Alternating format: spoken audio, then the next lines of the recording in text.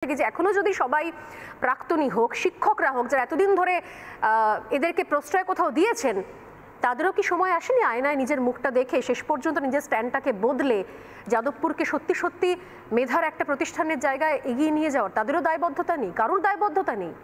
আমি আসবো বিমল শঙ্কর নন্দের কাছে। আমার কথা, আশ্রয়, প্রশ্রয়, অপদার্থতা, অযোগ্যতা কোন বিশেষণ ব্যবহার করবে তোমার ব্যাপার, সবকটা। এই রাজ্য সরকারের অপদার্থতা, অযোগ্যতা এবং প্রশ্রয় প্রতিটি ক্ষেত্রে যেভাবে চলে এসেছে, আমি মনে করি এই যে ঘটনার জন্য রাজ্য সরকার দায়ী। আমি ওই ছাত্রদের দোষ দেবো না, তারা তো এই অন্যায়গুলো করতেই এসছে ওখানে। যখন 1970 সালের 30শে ডিসেম্বর গোপাল সেনের পেটে ছুরিটা চালিয়ে দিল এবং তাকে তার বিখ্যাত কার্ডিওলজিস্ট বাবা পাঠিয়ে দিল আমেরিকা, এবং এতে রানা বোস গত বছর মারা গেছে, 2 বছর আগে মারা গেছে ওই রানা বোস, নামটা এলো বলে বলছি, ইউজুয়ালি আমি নামগুলো করি না। আচ্ছা, এখানে তো গোপাল সেনের পেটটা ফাঁসিয়ে দিয়ে চলে গেছিল আমেরিকা বা কানাডাতে, ওখানে কোনো ফ্যাকাল্টির গায়ে হাত দিয়ে দেখিয়েছিল। ওই বিপ্লব কোথায় গেল? হাতটি মুচড়ে ভেঙে ভারতে পাঠিয়ে দিত ওরা, কারণ তাদের আইন আছে। আমাদের এখানে আইনটা নেই, আইনটা ওরা মানে না। এই যে বলা হলো তারা আমেরিকা যাবে, কেন করে জানো এই অসভ্যতাগুলো? ওরা জানে এই দেশটায় আমি থাকবো না, আমি বাইরে চলে যাব, এই দেশটা মরে গেল বেঁচে গেল কিচ্ছু যায় আসে না, যাই 12টা বাজিয়ে দিয়ে চলে যাই। এরা ডেফিনেটলি ইন্ডিয়া হেটার এই লোকগুলো, টেক ইট ফ্রম মি। এরা ভারতবর্ষকে ঘৃণা করে এই এলিমেন্টগুলো। তারা জানে এখানে থাকবো না, আমার ভালো একটা জীবন রয়েছে আমেরিকায়, কানাডায়, ওখানে গিয়ে এই পুঁজিবাদী আমার একেবারে গায়ে মেখে নেবো, তো এইটা দরকার নেই তো। ফলে এইটা এরা করবেই। সরকার কি করছে? আমি তোমাকে একটা কথা বলছি, যে কথাটা এলো 2014 সাল রিপ ভ্যান উইঙ্কেল শুনেছিলাম, গল্পে পড়েছিলাম 20 বছর ঘুমিয়েছিল। আমাদের রাজ্য সরকার 10 বছর ঘুমিয়েছিল, তবে ঘুমিয়েছিল না, ওটা জেগে ঘুমোচ্ছিল। এখন কেউ জেগে ঘুমোলে তাকে তো জাগানো যায় না। আমি একটা মামলা করেছিলাম, আমি এবং আরও কয়েকজন মিলে। 1 নম্বর সইটা আমার ছিল বলে আমার নামে মামলাটা হয়েছে। তখন অভিজিৎ চক্রবর্তী ওখানকার ভাইস চ্যান্সেলর, এবং আমি বলেছিলাম একটাই কথা হাইকোর্টে, ওটা পড়াশুনোর জায়গা, পড়াশুনোর পরিবেশটা ফিরিয়ে দিন, এগুলোর জন্য পড়াশোনাটা নষ্ট হচ্ছে। হাইকোর্ট কতগুলো রায় দিয়েছিলেন, অরিত্র একটু আগে বলেছে রায়গুলো, যে পুলিশ আউটপোস্ট করতে হবে। এখন শুনছি নাকি পুলিশ বলছে আউটপোস্ট করবে, গতকালই তোমাদের চ্যানেলে দেখলাম পুলিশ জায়গা চেয়েছে আউটপোস্ট করবে। Last point, the state is directed to deploy necessary police personnel to control the situation when ever needed. কোথাও কি বলেছিল ক্যাম্পাসে পুলিশ ঢুকবে না? ক্যাম্পাসে পুলিশ ঢুকবে না বলে যে অদ্ভুত ন্যারেটিভ তৈরি করা হয়, ওই ন্যারেটিভটা বাজে কথা, কারণ পুলিশ শ্রেণী শত্রু নয়, মার্ক্সবাদীরা মনে করতে পারে, আমি মনে করি না। আমি মনে করি ক্যাম্পাসে পুলিশের ইউজুয়ালি ঢোকা উচিত না। আমিও শিক্ষকতা করি, কথায় কথায় আমার কলেজ বিশ্ববিদ্যালয়ে পুলিশ ঢুকলে পড়াশোনা হবে কি করে? কিন্তু কলেজ বিশ্ববিদ্যালয়ে ভয়ঙ্কর ঘটনা ঘটলে পুলিশ ঢুকবে না? আমি তীব্র নিন্দা করছি ওম প্রকাশ মিশ্রকে বিশ্ববিদ্যালয়ে ঢোকার ব্যাপারে যে বাধা দেওয়া হয়েছে, কিন্তু সেই তো পুলিশ ঢুকলো একদিন। তাহলে এইটা কেন? আসলে এইখানেই রয়েছে উত্তরটা তার কিছুদিন পরে আমি পেয়ে গেছিলাম, যার জন্য এটা নিয়ে আমি পার্সু করিনি।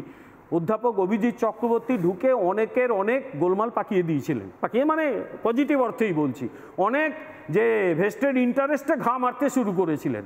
মনে হয়েছিল অনেকে তাড়াতে হবে, তার নামে ব্যক্তিগত আক্রমণ করা হয়েছিল, যে উনি নাকি টুকে পিএইচডি করেছেন। একজন একটা চ্যানেলে বলেছিল, আমরা আপনি কোন কাশির পণ্ডিত, উনি টুকে পিএইচডি করেছেন তো একটু দেখান, দেখাতে পারেননি। আচ্ছা, উনি যদি টুকে পিএইচডি করে থাকেন, পরে ধরা হলো না কেন? উনি যখন যাদবপুর থেকে চলে গেলেন সব চুপ হয়ে গেল কেন? ধরা উচিত ছিল, উনি টুকে পিএইচডি করেছেন।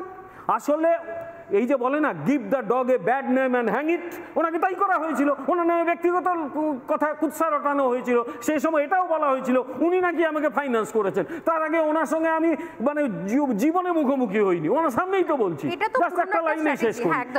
কেন হয়েছিল জানো? এই নক্সালিজম, এটাকে এই রাজ্যের শাসক দলটা জিয়ে রেখেছিল, কারণ এটাকে বিরোধীদের বিরুদ্ধে কাজে লাগানো। আমার একটা প্রশ্ন রয়েছে সরাসরি আপনার কাছে, কারণ যেহেতু আপনি একই সঙ্গে অধ্যাপক, তার সঙ্গে বিজেপি মুখপাত্র, রাজ্য চাইছে না মানা গেল বিমলবাবু। আমার বক্তব্য হচ্ছে, ধরনের যদি দেশবিরোধী কার্যকলাপ চলে, সম্প্রতি আপনি জানেন যে সিমির সঙ্গে পর্যন্ত যোগাযোগ পাওয়া গেছে, জামাতের সঙ্গে যোগাযোগ পাওয়া গেছে, অ্যাক্টিভলি কিছু সংগঠন চলছে, তার একটার নাম আমি এখানেই করলাম। কেন্দ্র কিছু করতে পারে না, রাজ্য মানলাম কিছু করছে, রাজ্যের প্রশ্রয় রয়েছে, আশ্রয় রয়েছে, কেন্দ্রের কি রয়েছে? আইনগতভাবে কেন্দ্র কিন্তু কিছু করতে পারে না। একজন ভাইস চ্যান্সেলর প্রাক্তন আছেন, উনি বলতে পারবেন। ওটা হচ্ছে রাজ্যের বিশ্ববিদ্যালয়, এবং আইন শৃঙ্খলা পরিস্থিতি রাজ্যের, ফলে এই যতদিন এই নির্বাচিত সরকারটা রয়েছে একে টপকে কেন্দ্রীয় সরকার সংবিধান অনুযায়ী করতে পারে না। রাজ্যের বিশ্ববিদ্যালয় রাজ্যকেই দায়িত্ব নিতে হবে। একদম আমি আইনের কথাটা বলছি। আর একটা কথা বলে শেষ করি, এই গোলমাল থামাতে 1 ঘন্টা লাগবে, 1 ঘন্টা। জাস্ট ওই যাদবপুরকে স্যানিটাইজ করতে আমি তো বলছি 1 ঘন্টা লাগবে, বেশি লাগবে না। বিশ্ববিদ্যালয়ের কাছে আসার আগে আমার বেসিক এই এত আলোচনা এতগুলোর মধ্যে নিঃসন্দেহে একটা বিষয় স্পষ্ট, প্রত্যেকেই তো আমরা বলছি যে একটা সুস্থ পরিবেশ ফিরিয়ে আনতে হবে বিশ্বজিৎবাবু। সুস্থ পরিবেশ ফিরিয়ে আনার মধ্যে যেরকম সংগঠনের যেরকম সেখানকার পরিবেশের একটা বড় ভূমিকা রয়েছে, প্রশাসনিক ভূমিকা রয়েছে, শিক্ষকদের ভূমিকা রয়েছে, তার বাজেট পরিকাঠামো উন্নয়নের ভূমিকা রয়েছে, রাজ্য সরকারের ভূমিকা রয়েছে, সেরকমই ভূমিকা রয়েছে কিন্তু নির্বাচনেরও। সেই নির্বাচনটুকুও বন্ধ, রাজ্য বাজেটও কাটছাট করছে। চাইছেটা কি রাজ্য? প্রথম কথা, যাদবপুর কোনো বিচ্ছিন্ন দ্বীপ নয়। ভূমধ্যসাগর বা ভানুয়াতের কোনো দ্বীপের নিয়ে কথা বলছি, সেখানকার কোনো বিশ্ববিদ্যালয় নিয়ে কথা বলছি এমন নয়। ইরাক বা পাকিস্তান বা আফগানিস্তানের কোনো বিচ্ছিন্ন প্রদেশ নয় যে প্রদেশ নিয়ে আমরা কথা বলছি। পাবলিক পার্সপেক্টিভে কি বলা হচ্ছে, যাদবপুর মেধাসম্পন্ন ছাত্রদের শিক্ষা চর্চা কেন্দ্র। বলা হচ্ছে এখানে 2 ধরনের ছাত্ররা থাকে, যারা বাম এবং অতি বাম, যারা আদর্শকে কেন্দ্র করে সঙ্গে মেধার চাষ করে।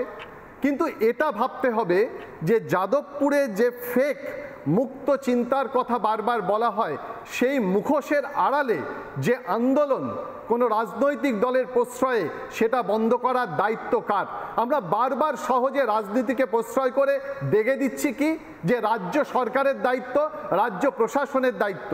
কিন্তু আজকে একটা বিশ্ববিদ্যালয় স্বশাসিত সংস্থা হওয়ার কারণে তাদের নিজেদের যে প্রশাসন থাকে, যে অধ্যাপক থাকে, সেই প্রশাসক বা অধ্যাপকরা যদি সঠিকভাবে তাদের মেরুদণ্ডের পরিচয় দিতে পারে, তাহলে এই বিশ্ববিদ্যালয়গুলোতে মেধার চাষ হবে। আজকে বারবার প্রশ্ন উঠছে যাদবপুরের বিরুদ্ধে। যাদবপুরের ছাত্ররা ভারতবর্ষের গণতন্ত্রের একটা অংশ, তাহলে সেই গণতন্ত্রে দাঁড়িয়ে আমার আপনার ট্যাক্সের টাকায় যারা সেখানে পড়াশুনো করার সুযোগ পাচ্ছে, দেশের বিরুদ্ধে, রাষ্ট্রের বিরুদ্ধে এবং আমাদের এই রাজ্যের বিরুদ্ধে প্রশ্ন তুলছে, এর সাহস বা ইন্ধন পাচ্ছে কোথা থেকে? এই ইন্ধন কি আজকে থেকে? এই ইন্ধন কি 2010 থেকে? তাহলে ভাবতে হবে বাম এবং অতি বাম যে সংস্কৃতি, যে আশকারা দেওয়ার মানসিকতা, যাদবপুরের একটা বেড়ি তৈরি করে দিয়ে, বেড়া তৈরি করে দিয়ে তার ভিতরে যে সংস্কৃতির চাষ করা হচ্ছে, তার পরম্পরা বাম এবং অতি বাম দলগুলো নিয়ে আসছে। আজকে রাজনীতির ক্ষেত্রেই বাম এবং অতি বাম দলগুলো একেবারে নিঃস্ব হয়ে যাওয়ার কারণে তাদের রাজনৈতিক নেতারা সেই সব ছাত্রদের পাশে গিয়ে দাঁড়াচ্ছে, মাথায় হাত রাখছে, অর্থাৎ বলছে, ইন্ধন দিচ্ছে, তোমরা এটা করো। মুক্ত চিন্তা মানে কি মুখোশ? আজকে মেধার চর্চা মানে কি মুখোশ? সেই মুখোশ যদি হয় তাহলে রাজ্যের দায়িত্ব আছে, রাষ্ট্রের দায়িত্ব আছে সেই মুখোশ খুলে দেওয়ার। আমরা মনে করি হোক কলরাবের মতো যে আন্দোলন যারা করেছিল, এখানে যারা আছেন তারা সবাই সেই মুখগুলো একটা সময় টেলিভিশনে দেখতে পেয়েছেন। তারা এখন কোথায়? তারা ক্যালিফোর্নিয়ায়, তারা সান ফ্রান্সিসকোয়, তারা বহুজাতিক সংস্থায় কাজ করছে। তাহলে আজকে যারা একটা সামাজিক আন্দোলনের জন্ম দিল ইউনিভার্সিটিতে, সেই আন্দোলন কোন পথে গেল? তারা গতি হারালো কিনা তার খবর কি যাদবপুর রাখে? তার মানে যাদবপুর নিয়ে যখন আমরা কথা বলি, তাহলে শুধুমাত্র 5% বা 10% সেই ছাত্রদের নিয়ে কথা বলি না, যারা খালি বাম বা অতি বাম হিসাবে সেখানে আন্দোলন করছে। আজকে যদি দায়িত্বের কথা বলেন, রাষ্ট্রের প্রতি দায়িত্বের কথা বলেন, তাহলে তাদের দায়িত্ব আছে। আর যে ব্রাত্য বসু যে সম্মেলনে গেছে, শিক্ষকদের সম্মেলন, যদি গণতান্ত্রিক রাষ্ট্র হয় তাহলে তার বাধা কোথায়? তিনি তো যেতেই পারেন, তিনি তো আগাম ঘোষণা করে গেছেন। তাহলে এটা জানা সত্ত্বেও ইউনিভার্সিটি প্রশাসন সেই ব্যবস্থা করলো না কেন? ব্রাত্য বসু একজন অধ্যাপক হিসাবে অধ্যাপক সমিতির যে মিটিংয়ে গেছে, তারপরে যে আক্রমণ ছাত্ররা করলো সেটা নিন্দনীয়। তার রাজনৈতিক যে পরিচয় হোক না কেন, একটা ছাত্র শিক্ষকের উপরে আক্রমণ করছে, বাইরের স্টুডেন্টরা বা অন্যরা ঢুকতে পারছে কেন? এর দায় ইউনিভার্সিটি প্রশাসনকে নিতে হবে না? তাদের অবশ্যই নিতে হবে, তারা এখান থেকে সরে যেতে পারে না। নানা ধরনের কন্টেন্ট দেখার জন্য লাইক করুন, শেয়ার করুন আমাদের ফেসবুক পেজ, সাবস্ক্রাইব করুন আমাদের ইউটিউব চ্যানেল। পাশাপাশি অন্যান্য ব্রেকিং নিউজের জন্য অবশ্যই চোখ রাখুন রিপাবলিক বাংলায়।